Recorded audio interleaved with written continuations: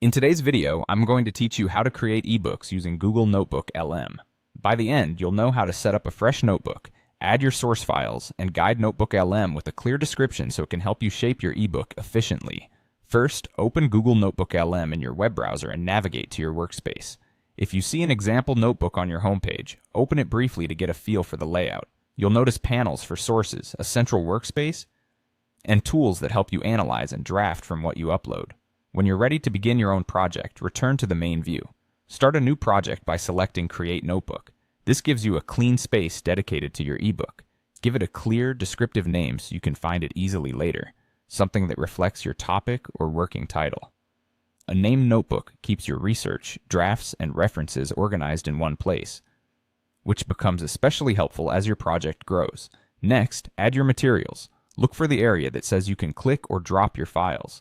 You can drag files directly from your computer into this window, or if you prefer a more guided approach, choose the option to upload files. Common formats like PDFs, Google Docs, and text files usually work well. If you have multiple chapters, outlines, research papers, or reference articles, add them here.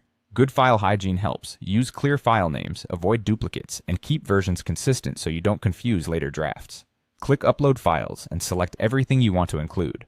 Give Notebook LM a moment to process each file. If a document is very large, consider splitting it into smaller chunks for faster analysis and smoother navigation.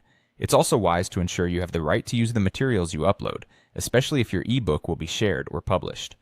Once your sources are in place, tell Notebook LM what your ebook is about. In the description or prompt area, type a concise overview of your topic, your intended audience, and your goals.